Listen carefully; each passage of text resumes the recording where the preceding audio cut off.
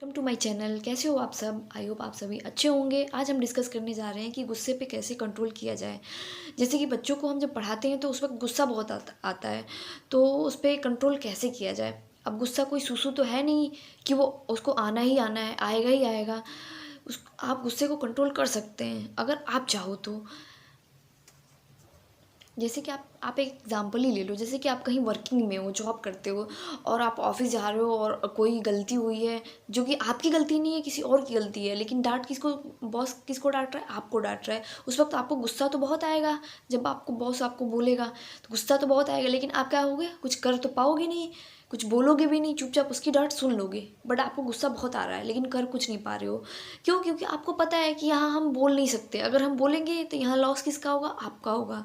क्यों? क्योंकि अगर हम कुछ बोलेंगे तो नौकरी से जाएंगे। इसलिए आप क्या हो, वहाँ पे चुप हो। तो यही चीज़ है, वहाँ पे आपका गुस्सा कंट्रोल हो जा रहा है। और यही चीज़ अगर आप आपके बच्चों के साथ क्या होता है, जब आप घर पे होते हो तो जब बच्चे बदमाशियाँ करते हैं, शैतानियाँ करते हैं, तो आप 10 मिनट 10 मिनट 5 मिनट ऐसे कंट्रोल करते हो। मैक्सिमम 15 मिनट तक शांत रहोगे। उसके बाद से क्या करोगे, आप उन्हें पीटना शुरू कर दोगे। क्यों? क्योंकि आपको तो उस वक्त आपको ये नहीं लगेगा कि यहाँ पे कोई लॉस हो रहा है मेरा, बच्चे तो मेरे ही हैं, हम पीटे चाहे कुछ भी करें, कहाँ जाएंगे, मेरे पास ही रहेंगे। तो इसलिए आप क्या करोगे, उन्हें पीटना शुरू कर देते हो। अब बॉस की सिचुएशन में क्या था कि आपने अपने गुस्से को कंट्रोल कर लिया, और यहाँ क्या हुआ, घर पे क्या हुआ, आपने गुस्से को कंट्रोल नहीं किया क्योंकि यहाँ पे आपको लॉस नहीं हो रहा है। तो आपको ऐसे नहीं करना है, आपको अपने गुस्से को कंट्रोल करना है। एक तरीका ये है कि आप डेली मॉर्निंग जब आप उठते हो तो आपको खुद से ये प्रॉमिस करना है कि आज आप अपने बच्चों को गुस्सा नहीं करोगे, आप उनको मारोगे नहीं। आपको ये प्रॉमिस करनी है। एक तरीका तो ये है। और दूसरा तरीका ये है कि अगर जब भी आपको गुस्सा आता है तो आप 1 से लेकर 10 तक काउंट करो। क्यों? क्योंकि जो ये 1 से लेकर 10 तक काउंट करोगे तो उतने में, जब तक 10 तक काउंट करोगे, आपका गुस्सा अपने आप ही ख़त्म हो जाएगा। आप इस चीज़ को देखना, अप्लाई करना। और साइंटिफिकली ये प्रूफ है कि जो गुस्सा होता है वो 2.5 सेकंड के लिए आता है। सिर्फ 2.5 सेकंड। अगर 2.5 सेकंड तक आप अपना गुस्सा को कंट्रोल कर लेते हो तो वो कंट्रोल हो जाता है। अदरवाइज़ उन 2.5 सेकंड में अगर आप कोई रिएक्शन दे देते हो तो वो हर 2.5 सेकंड पे, हर ढाई सेकंड पे वो गुस्सा के रूप में आता है। तो इसलिए आप जब जो 2.5 सेकंड जो आपको गुस्सा आता है, उसी 2.5 सेकंड में अपने आप को कंट्रोल करने की कोशिश करें और गुस्सा ना करें। जब भी गुस्सा आए तो 1 से लेकर 10 तक काउंट करो। जब तक आप 10 तक काउंट करोगे वो 2.5 सेकंड हो चुका होगा और आपका गुस्सा अपने आप ही कंट्रोल हो जाएगा। और एक नेक्स्ट तरीका ये भी है कि आप देखते हो कि चाहे हमको भी गुस्सा आता है तो हमारी जो ये लाइन्स है ये ऐसे हो जाती हैं, ऐसे आप खुद को भी देखोगे, ऐसे एकदम यहाँ पे बहुत ज़्यादा स्ट्रेस टाइप हो जाता है और एकदम ऐसे हो जाता है। तो ये सिचुएशन ना कि मेरे ही साथ ही सबके साथ होता है।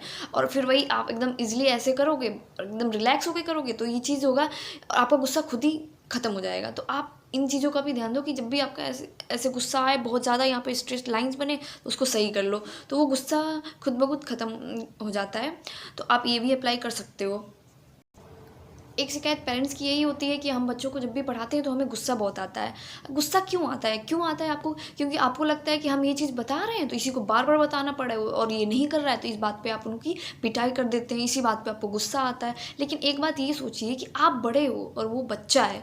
आप अपने बच्चे की सिचुएशन में खुद को रख के देखो एक बार, खुद को रख के एक बार देखो, तब आपको पता चलेगा कि हाँ कितना डिफिकल्ट होता है। उन्हें मारने से क्या होगा, वो तो डरेगा। जब भी आप बच्चे को मारोगे तो वो तो डरेगा, उसे कुछ पूछना भी होगा तो वो आपसे नहीं पूछेगा। बिकॉज क्योंकि उसे क्या होगा कि वो स्कूल में भी टीचर से डरता है, तो डर की वजह से उसे अगर नहीं आता है तो वो पूछता नहीं है, क्योंकि वो डरता है। फिर घर पे भी अगर आप भी उसे मारोगे और आप उस पर गुस्सा करोगे तो वो आपसे भी डरेगा, तो फिर पूछेगा किससे? तो आप इसलिए आप अपने बच्चों को मारो नहीं, गुस्सा नहीं करो, क्योंकि और उन्हें पूछने जैसा बनाओ कि वो आपसे पूछे। अगर आप मारोगे तो वो आपसे पूछेंगे ही नहीं। तो ऐसा सिचुएशन बिल्कुल भी क्रिएट ना करें उन्हें कि वो पूछे ना आपसे।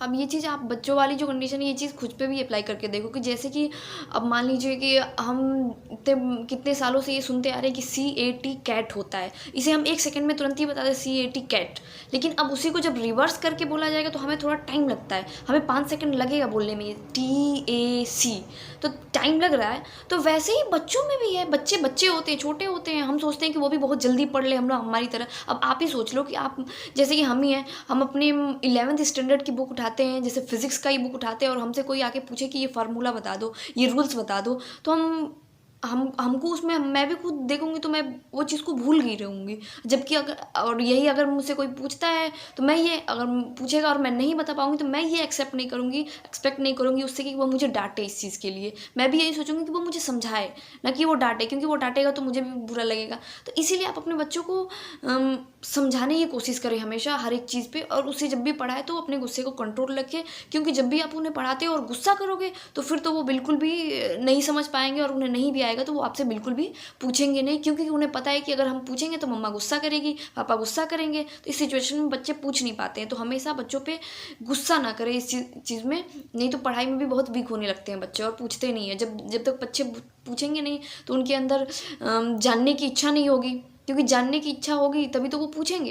तो इसलिए आप बच्चों पे गुस्सा ना करें। अपने गुस्से को कंट्रोल करने के लिए आप इन सारी चीज़ों को अपनाएं जो हमने बताया है। एंड आपको मेरा वीडियो अगर यूज़फुल लगे तो please like, share and comment, and मेरे चैनल को सब्सक्राइब करना ना भूलें और बेल आइकन को ज़रूर प्रेस करें ताकि मेरे आने वाले हर नए वीडियोज़ का नोटिफिकेशन आपको मिलता रहे। Thank you for watching my channel.